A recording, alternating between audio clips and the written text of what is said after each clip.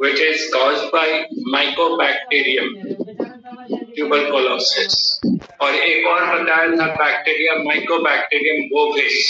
मतलब समझ रहे हैं कि हम समझ माइकोबैक्टीरियम गए। ट्यूबरकुलोसिस का जो इन्फेक्शन होता है वो ड्रॉपलेट इन्फेक्शन यानी थूक खकार के साथ, और माइकोबैक्टीरियम बोविस का इन्फेक्शन होता है हाँ भाई, हम सही बात है, हम बायस काम कीजिए से। लेकिन दोनों ही बैक्टीरिया यानी ट्यूबरकुलोसिस का बैक्टीरिया, इसका जो टॉक्सिन है exotoxin, it causes development of small swellings और tubercles in the infected part. और जब ये ट्यूबरकल ब्रेक करेगा, बर्स्ट करेगा, तो डैमेज टिश्यू और ब्लड बाहर आएगा, तो धीरे धीरे वो टिश्यू या ऑर्गन डैमेज होने लगेगा। तो ये इसका अदर सिम्टम्स में पैरेक्सिया, बुखार, जवाब देते रहो, समझ आखिर काफी कमजोरी होगा, वीकनेस होगा, loss of body weight, anorexia, loss of appetite. कलासम पूछोगी तो हर एक जवाब में उतना कोई दे नहीं, हर एक चीज में नहीं। कलासम पूछोगी तो नहीं दे जाओगी तो समझ में आओगे नहीं। इसका ट्यूबरकुलोसिस है या नहीं है, तो उसके लिए एक टेस्ट होता है, that is called Montauk's test or tuberculin test। तो एक्सोटॉक्सिन ऑफ द बैक्टीरिया लगभग 5 ml के लगभग उसका टॉक्सिन लीटर इंजेक्ट कर देते हैं इनटू द बाइसेप। अगर कोई स्वेलिंग होता है तो पर्सन इज पॉजिटिव, यानी पहले से उसको इन्फेक्शन है तभी एंटीजन एंटीबॉडी रिएक्शन हुआ, और अगर कोई स्वेलिंग या रिएक्शन नहीं होता है तो पर्सन इज नेगेटिव। तो ये मालूम कर लेते हैं कि टीबी का इन्फेक्शन है कि नहीं। और टीबी के बैक्टीरिया बताया था कि टीबी का बैक्टीरिया जहाँ बॉडी के जिस रास्ते से गुजरता है बॉडी के अंदर, उसको कहते हैं गॉन कॉम्प्लेक्स, गॉन कॉम्प्लेक्स। तो एक जगह इन्फेक्शन हुआ, वहां से फिर दूसरे जगह गया, तो जिस रास्ते से जाता है लिम्फेटिक या बॉडी फ्लूइड या ब्लड से, उस रास्ते को कहते हैं गॉन कॉम्प्लेक्स। और इसका ट्रीटमेंट प्रोफाइलैक्सिस है कि हाइजीनिक कंडीशंस को मेंटेन रखेंगे और वैक्सीनेशन करवा देंगे, ट्यूबरकुलोसिस का जो इन्फेक्शन नहीं होगा। और अगर हो गया तो यूज ऑफ एंटीबायोटिक्स। और टीबी के बारे में एक बहुत इंपॉर्टेंट चीज आया भी है मेडिकल में, it is the most common disease in India. India में ये काफी कॉमन कारण है कि जो अनहाइजीनिक कंडीशंस है, जहाँ साफ सफाई नहीं होता है, वहाँ पे पॉपुलेशंस में ये बहुत कॉमन है। तो ट्यूबरकुलोसिस हो गया था, फिर डिस्कस करके अब नेक्स्ट जो डिजीज है वो आप अपना असाइनमेंट भी सामने रखिएगा तो मिल जाएगा। नेक्स्ट जो डिजीज है वो है डिप्थीरिया। डिप्थीरिया डाई मतलब गो। डिप्थीरिया का पॉजिटिव एजेंट है कॉर्निबैक्टीरियम डिप्थेरी, बैक्टीरिया है, नाम है Corynebacterium diphtheriae. Mode of infection है ड्रॉपलेट इन्फेक्शन, यानी थूक खकार से ये फैलता है। पैथोजेनिसिटी में जो सबसे इंपॉर्टेंट चीज है कि development of an extra epithelial layer with in the buccal cavity. Buccal cavity में एक एक्स्ट्रा इपिथेलियल लेयर डेवलप हो जाएगा अंदर की ओर, और इसलिए नाम दिया है डिप्थीरिया, बिकॉज डबल लेयर हो जाता है इपिथेलियम का फैरिंग्स और बकल कैविटी और फैरिंग्स में। नतीजा क्या होता है कि किसी भी चीज को खाने में या निगलने में परेशानी होती है, इसलिए इसको गांव देहात में गलघोटू डिजीज कहते हैं। गलघोटू, गला को कैसे बंद हो रहा हो, टूट रहा हो, वैसा गलघोटू डिजीज, और इंग्लिश में इसको बुल नेक डिजीज कहते हैं। तो diphtheria it is commonly known as bull neck disease, Hindi में गलघोटू disease, caused by Corynebacterium diphtheria। Mode of infection is the droplet infection, प्रकार के साथ होता है। और इसमें जो पैथोजेनिसिटी है वो है कि development of an extra epithelial layer with in the buckle pharynx, buccal cavity और pharynx, making the swallowing of food and water difficult। तो फूड और वाटर को निकलना काफी डिफिकल्ट हो जाता है। और अर्ली स्टेज में अगर मालूम हो गया तो फिर एंटीबायोटिक देंगे, तो इन्फेक्शन चेक हो जाता है।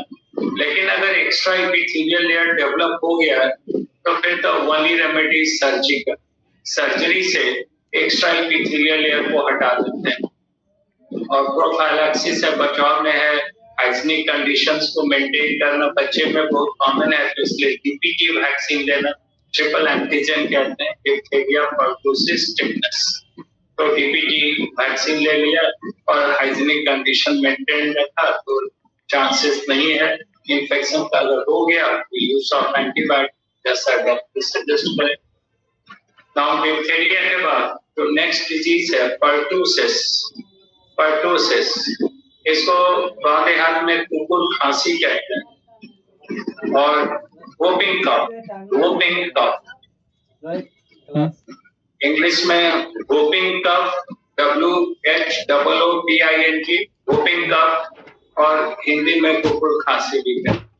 इसका जो मेडिकल टर्म है वो है pertussis. Positive agent is Bordetella pertussis, ये बैक्टीरिया है Bordetella pertussis. Mode of infection is again droplet infection. Infection का जो ज्यादा चांस है वो ड्रॉपलेट प्रकार के साथ होगा। और पैथोजेनिसिटी देखें तो बच्चे में होता है, तो पैथोजेनिसिटी में कैरेक्टरिस्टिक सिम्टम होता है frequent bouts of coughing. Bout कहा जाता है दौरा, खांसी का दौरा उठता है। Frequent bouts of coughing followed by the deep breathing associated with unpleasant crowing sound। यानी पहले तो खांसी का दौर होगा, एक बार जैसे लंबा खांसता रहेगा, एक बार रुकेगा, फिर तुरंत खांसना शुरू करेगा, तो बाउट्स ऑफ कफिंग। और जैसे ही खांसना बंद करेगा तो गहरे सांस लेकर डीप ब्रीदिंग होगा बच्चे में। और उसके साथ साथ जो सांस लेगा, इनहेल करेगा, तो बहुत अनप्लेजेंट साउंड सुनाई पड़ता है, मतलब जो सुनने में अच्छा नहीं लगता। क्रोइंग साउंड, खड़खड़ाहट की आवाज आती है सांस लेने में, तो अनप्लेजेंट साउंड है, इसलिए इसको कुकुर खांसी भी कहते हैं। अगर ट्रीटमेंट नहीं करें तो इट इज फेटल, बच्चे का डेथ हो सकता है अगर ट्रीटमेंट नहीं किया जाए ठीक से। और प्रोफाइलैक्सिस है again maintenance of hygienic condition, because droplet infection से हो रहा है, तो हाइजीनिक कंडीशंस को मेंटेन रखना है। और साथ ही साथ डीपीटी वैक्सीनेशन, बच्चे को वैक्सीन दे देंगे ट्रिपल एंटीजन का, तो फिर इन्फेक्शन का चांस कम हो जाएगा। अगर हो गया इन्फेक्शन तो फिर यूज ऑफ एंटीबायोटिक जैसा पेडियाट्रिशियन या फिजिशियन को कहते हैं। नाउ जो नेक्स्ट डिजीज है वो है टिटनेस। टिटनेस हम लोग जानते हैं, अक्सर बहुत कॉमन देखते हैं, और टिटनेस बहुत खतरनाक डिजीज भी है। Tetanus is caused by the bacteria known as clostridium tetani. Clostridium tetani ये बैक्टीरिया है जिससे ये बीमारी होता है, बहुत खतरनाक है और बहुत ही छुआछूत की बीमारी है, यानी कंटेजियस डिजीज है। एक अगर हो गया तो बहुत सारे लोगों तो clostridium tetani mode of infection अगर देखें तो spores of this bacteria are present in the soil. ये जो मिट्टी में इसका बैक्टीरिया का स्पोर बहुत कॉमन मिलता है।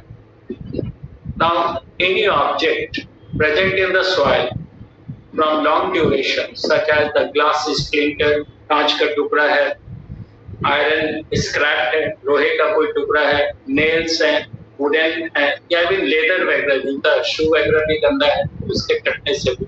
तो अगर ये सब कहीं चूक जाए या छिल जाए, कट जाए skin, so this bacteria will directly come in contact to the blood. They will enter into the blood circulation. So mode of infection है due to the cutting by the object present in the soil, which may be infected by the spores of this bacteria, Clostridium tetani. Pathogenicity में एक important चीज है, आप ये हो सकता है आप लोग नहीं समझ पाइए, टारगेट में पढ़ाया नहीं है, फाउंडेशन में नहीं बताया गया, लेकिन जब आगे हम लोग पढ़ेंगे मस्कल कॉन्ट्रैक्शन टिश्यू में ही बताएंगे, मसल कॉन्ट्रैक्शन या फिर नर्वस सिस्टम में पढ़ेंगे साइनेप्स। तो मान लीजिए कि ये एक नर्व है, this is the nerve and, और ये यहाँ पे मसल है, तो ये मसल का सार्कोलेमा है, ये नर्व एंड है, एक्सॉन एंड है, और बीच का जंक्शन कहलाता है neuromuscular junction. This is called neuromuscular junction. तो जब यहाँ से इंपल्स आता है, इलेक्ट्रिसिटी इंटर करेगा इस एक्सॉन एंड, तो यहाँ से रिलीज होता है एसिटाइलकोलिन, जिसको शॉर्ट फॉर्म में कहते हैं ACH, and ACH gets attached to the binding site of the sarcolemma, और फिर हम लोग पढ़ेंगे it provides excitation due to which the muscle contracts। अब ये जो ACH एक बार अटैच हुआ, मसल कॉन्ट्रैक्ट कर गया, तो उसके बाद ये बेकार हो गया, तो इसको रिमूव करने का काम होता है एक enzyme that is called acetylcholine, short form में ACHE, E फॉर स्टरेज, और एसिटाइलकोलिन के लिए जो एब्रिविएशन है ACH है। तो ये जो एक्सॉन एंड है, जब यहाँ इंपल्स पहुंचेगा तो एक्सॉन एंड से रिलीज होता है एक फैक्टर एसिटाइलकोलिन, न्यूरोट्रांसमीटर है, और ये आके अटैच होता है to the binding site of the sarcolemma after which the muscle contract. अब एक बार जब कॉन्ट्रैक्शन हो गया तो ये बेकार हो गया, तो इस एसिटाइलकोलिन मॉलिक्यूल को रिमूव कर देता है एक एंजाइम एसिटाइलकोलिन स्टरेज। ये इसको ब्रेक कर देता है एसिटाइल और कोलिन में, और एसिटाइल फिर एब्जॉर्ब हो जाता है ब्लड में, कोलिन फिर जाता है इससे, तो आगे साइनेप्स का फिजियोलॉजी में बताएंगे। लेकिन मामला ये है कि exotoxin of the clostridium tetani, tetanus का जो बैक्टीरिया है उसका जो टॉक्सिन है, it damages the axon end. ये एक्सॉन एंड के से रिलीज होने वाले एसिटाइलकोलिन स्टरेज के सिक्रीशन को रोक देता है।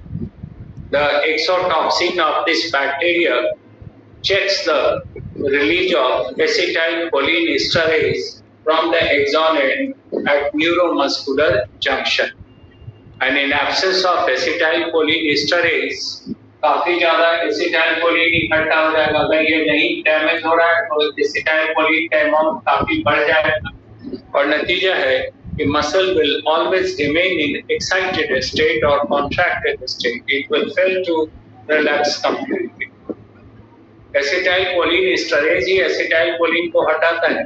अगर एसिटाइलकोलिन एस्टरेज के सिक्रीशन को ही रोक दिया इसका बैक्टीरिया का टॉक्सिन, या उसको डैमेज कर दिया एसिटाइलकोलिन एस्टरेज को, तो एक्सेसिव एक्युमुलेशन हो जाएगा एसिटाइलकोलिन का एट द न्यूरोमस्कुलर जंक्शन, और नतीजा होगा कि जब काफी कंसंट्रेशन बढ़ेगा तो मसल काफी तेजी से कॉन्ट्रैक्ट करेगा, repeated contraction without relaxation, and that condition is tetanus.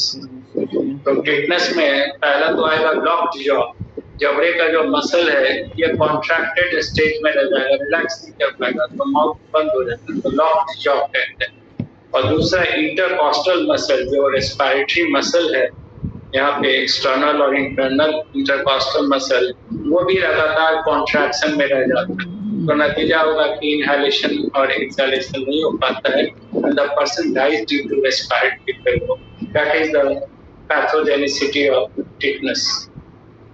अब अभी बताया था कि इट इज हाईली कंटेजियस, तो अगर किसी को टिटनेस हो गया है तो उसको स्पेशल वार्ड में अलग रखा जाता है, टिटनेस का वार्ड अलग होता है, वहीं पर उसको ट्रीट करते हैं।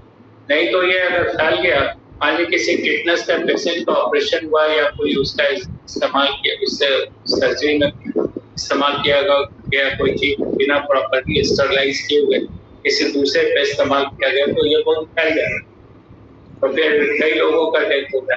तो इसलिए ये इसको आइसोलेशन में ट्रीट करते हैं, अलग वार्ड होता है इसका जनरल वार्ड से।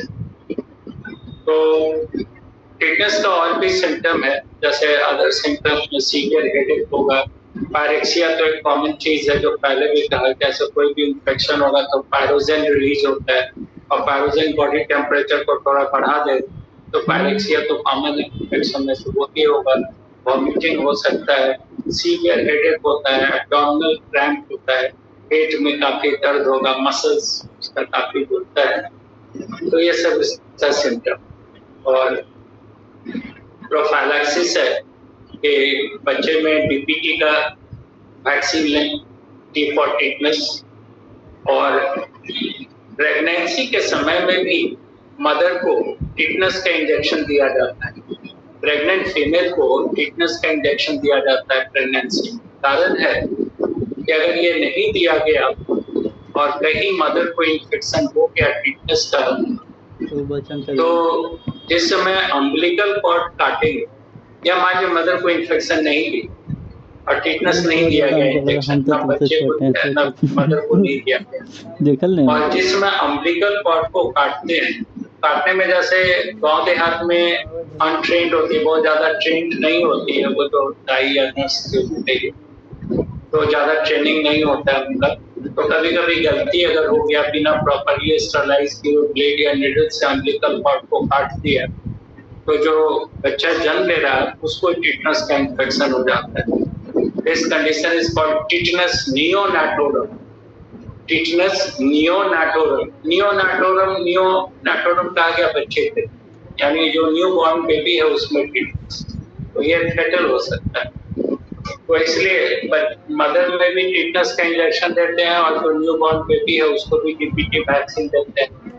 और जो बहुत सारे लोग हैं जो इस तरह का हैजार्ड फेस करते हैं, इनको चांसेस होता है कि टिटनेस का इन्फेक्शन, मान लीजिए कि कोई राजमिस्त्री है, कोई जो काम मिस्त्री है, या कोई लोहार है, तो अपना प्रोफेशन है, जहाँ कटने छीलने का, या कोई मैकेनिकल इंजीनियर है, कहीं कोई मैकेनिक है, तो कटने छीलने का चांसेस ऑलवेज जहाँ ज्यादा रहता है, जिस प्रोफेशन जिसकी प्रक्रिया छिल गया, इस तरह का खतरा बना रहता है, तो वहाँ लोग हर साल एक बार टिटनेस का इंजेक्शन देते हैं।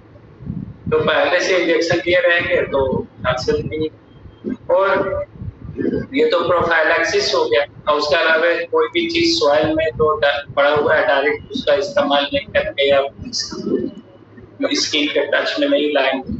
कहीं भी कोई भी चीज, लकड़ी भी है, पड़ा हुआ है, पुराना है, इसका इन्फेक्शन हो सकता है। जो भी जूता वगैरह जो है वो भी पुराना गंदा अगर है और उसमें सॉइल वगैरह लगा, अगर उससे छिल गया स्किन, सैंडल या शूज है, तो भी टिटनेस हो सकता है।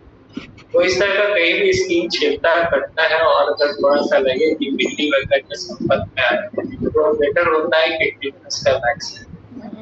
अब मान लीजिए कि पहले से वैक्सीन नहीं किया, तो फिर उसका ट्रीटमेंट है ATS, anti tetanus serum, tetanus toxoid breathing, जहाँ ऑलरेडी एंटीबॉडी बनाया हुआ है, टिटनेस का एंटीबॉडी बनाया हुआ है, जैसे ATS, anti tetanus serum, serum में एंटीबॉडी है, तो उसको इंजेक्ट कर देते हैं, तो जाते हैं कहीं दवा दुकान या कहीं भी हॉस्पिटल मिलता है।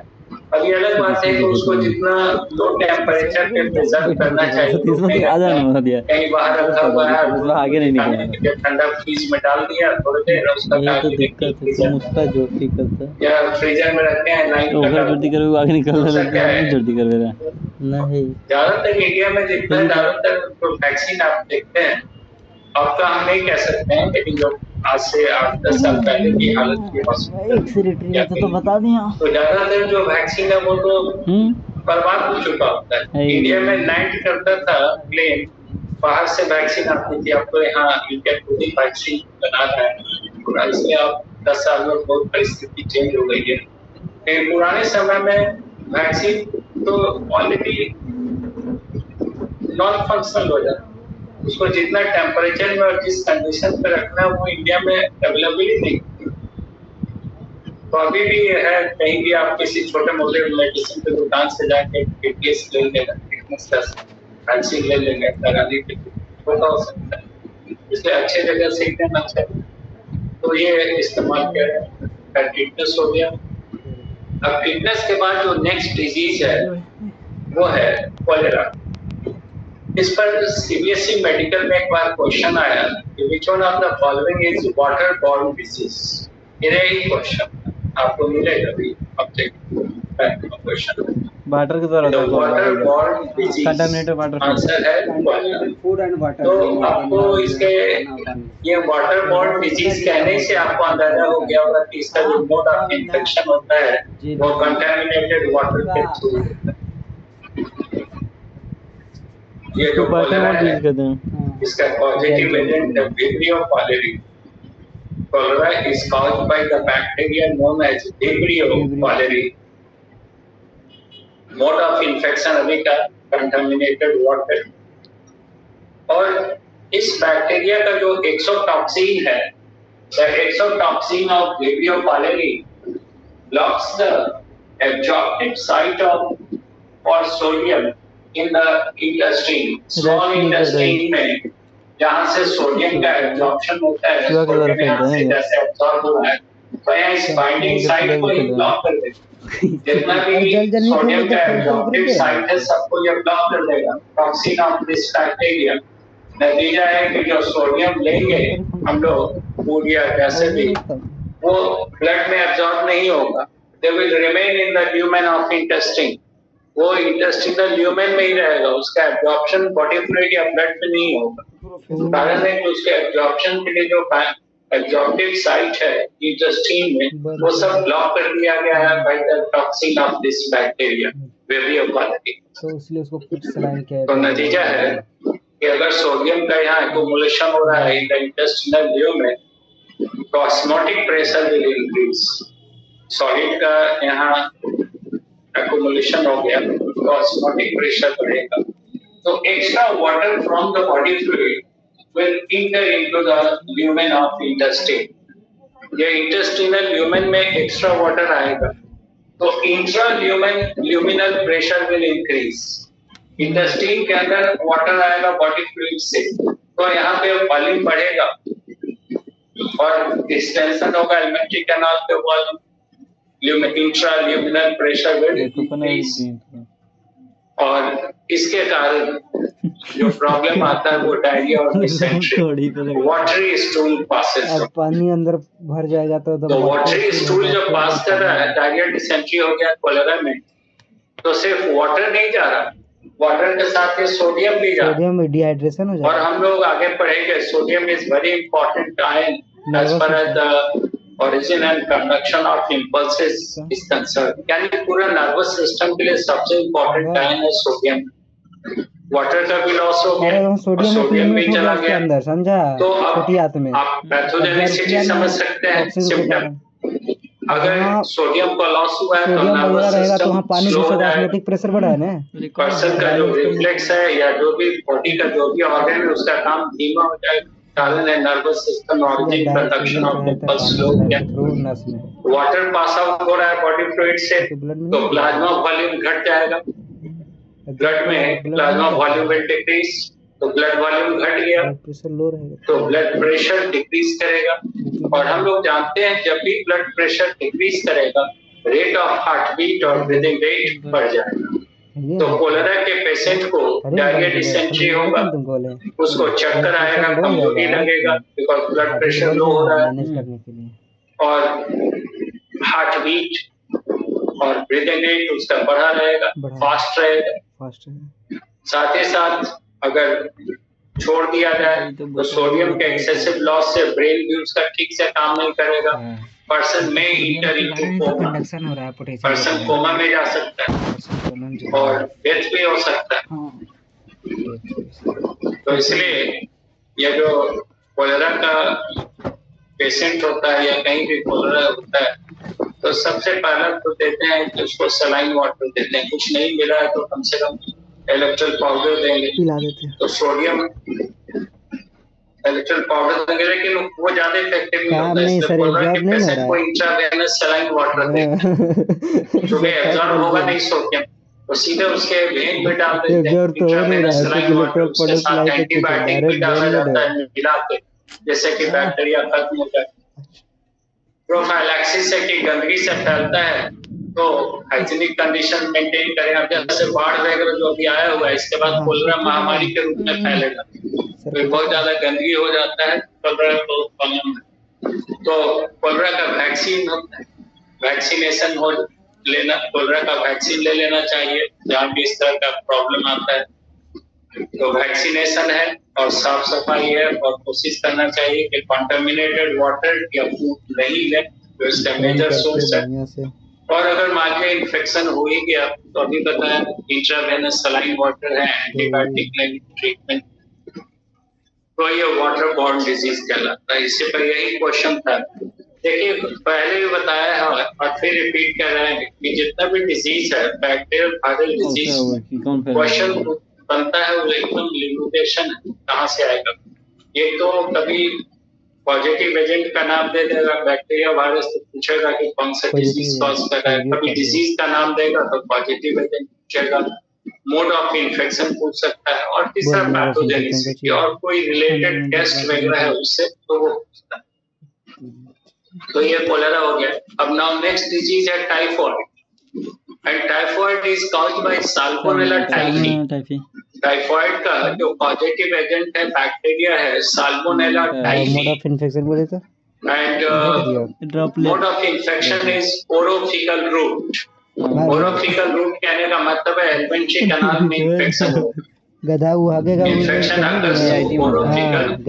मारे पैथोजेनिसिटी है तो जो सबसे इम्पोर्टेंट सिम्टम है वो है अपीयरेंस ऑफ रेड स्पॉट्स, लाल लाल चकत्ता या लाल लाल धब्बा आएगा on the 7th or 8th day, by the 7th or 8th day of infection over the trunk, यहाँ पेट वाले हिस्से में या बॉडी में thoracic region और abdominal region में लाल लाल धब्बा दिखाई पड़ेगा, swelling दिखाई पड़ेगा by 7th or 8th day of the infection. That is the characteristic symptom of cholera.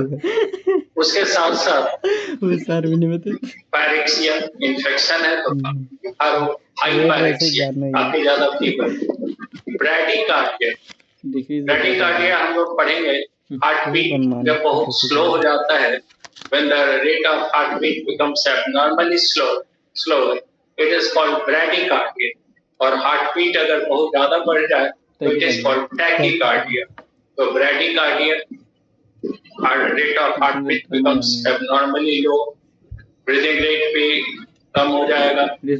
Pyrexia है तो बॉडी टेम्परेचर ज्यादा होगा, सीवियर हेडेक होगा,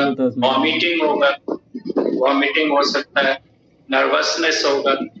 These are the other symptoms of। और इसके अलावा चूंकि लिम्फ नोड में इन्फेक्शन होता है तो लिम्फ नोड में पेयर्स पैच जो हम लोग पढ़ा है लैक्टियल्स में होता है, लिम्फ नोड में इन्फेक्शन हो गया तो inflammation of lymph nodes and lymphatic organs, spleen large हो जाता है, बड़ा हो जाता है, एक जगह तो एक्सट्रीम वीकनेस काफी कमजोरी हो जाती है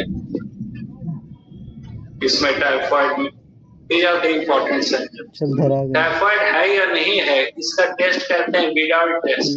इस पर आया भी है नीट में, विडाल टेस्ट एक टेस्ट है जिससे मालूम हो जाएगा कि टाइफाइड का इन्फेक्शन है या हम तो याद कीजिए बस। प्रोफाइलैक्सिस में है हाइजीनिक कंडीशंस को मेंटेन करना, अगर हाइजीनिक कंडीशन रखेंगे तो ये इन्फेक्शन एलिमेंट्री कैनाल में होगा, स्टूल को ही दे के अथी करेगा। और दूसरा है कैसे करते हैं आप? वैक्सीनेशन, इसका भी आता है, तो टाइफाइड का भी वैक्सीन ले सकते हैं। ट्रीटमेंट में है अगर हो ही गया तो ट्रीटमेंट में यूज ऑफ एंटीबायोटिक का इस्तेमाल। तो स्टूल देते हैं, मशीन में जांच करता है, हो गया भी डालते हैं, नहीं बोल सकेंगे कोलेरा हो गया, टाइफाइड हो गया। अब इसके बाद जो नेक्स्ट बैक्टीरियल डिजीज हम लोग डिस्कस कर रहे हैं, तो कुछ नहीं ऐसे बोले तोरे फालतू जाने है, जब फंसता इकरा नहीं जानता तो कैसे पूछने, तो पूछने का कैसे करे। अभी अब जो नेक्स्ट अभी हम लोग डिस्कस कर रहे हैं वो है प्लेग। इसको कॉमनली इस पर क्वेश्चन आया कि ब्लैक डेथ डिजीज आपको मिलेगा ऑब्जेक्टिव में, ब्लैक डेथ डिजीज आंसर रहेगा प्लेग। ब्लैक डेथ ध्यान से सुनिएगा, प्लेग का पॉजिटिव एजेंट दो बैक्टीरिया, एक तो यर्सीनिया पेस्टिस और दूसरे का नाम है pasteurella pestis. These are the two bacteria, Yersinia pestis and Pasteurella pestis. These are the two bacteria which cause plague.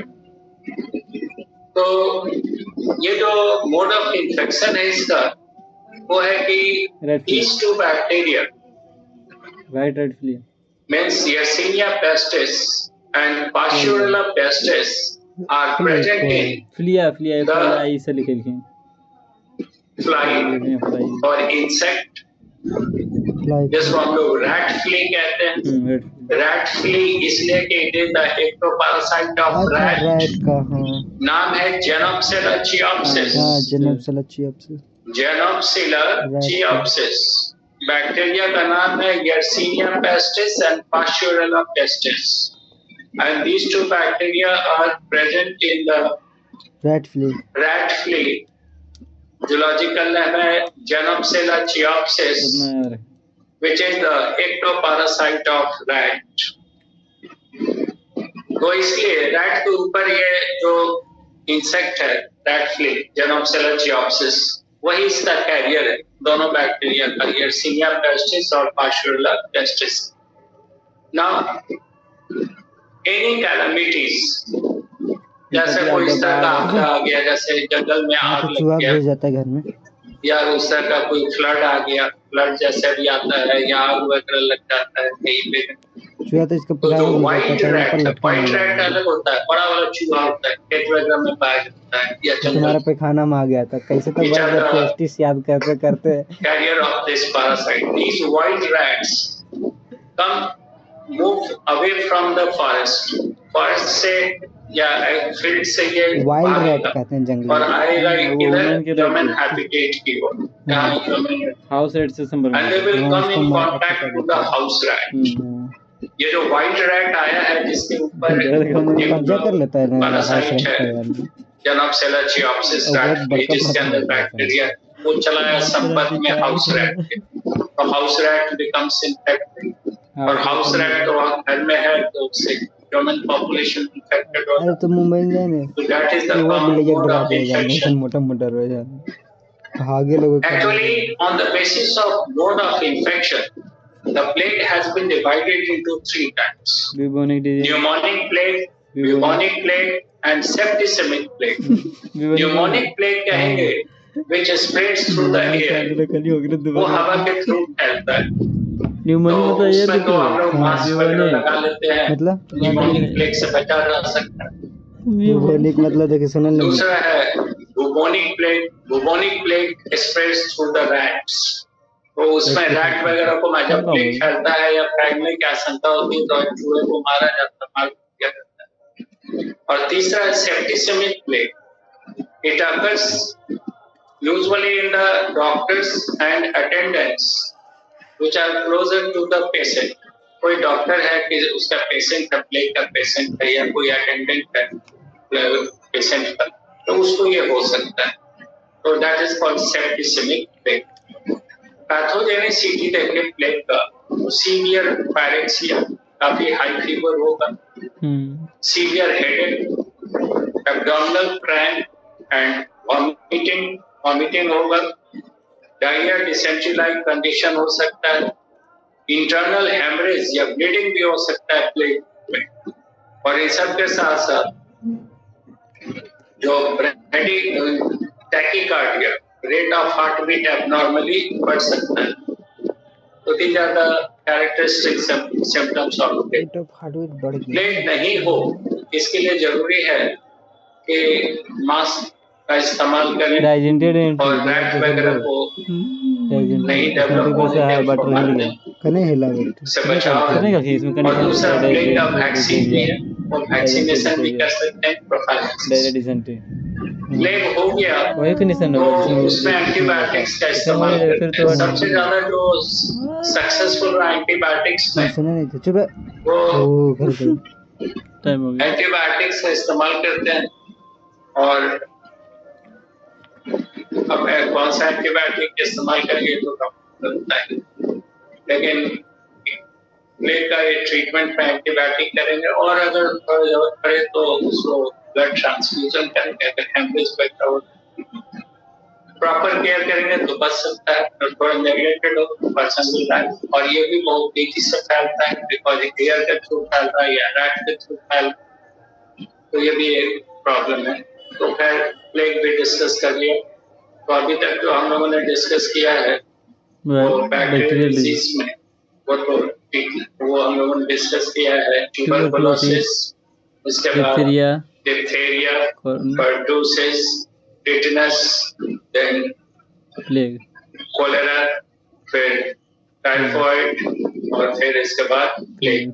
यानी 7 डिजीज डिस्कस कर 1 मिनट ब्रेक के बाद पंडित का टीका नहीं हूँ। न्यूमोनिया, तीसरा टिटेनस, पीछे तो पर्टूसिस भी हो गए। हाँ तो जे फिर जाते फिर टिटेनस और फिर टीसे टिटेनस एक जन लिख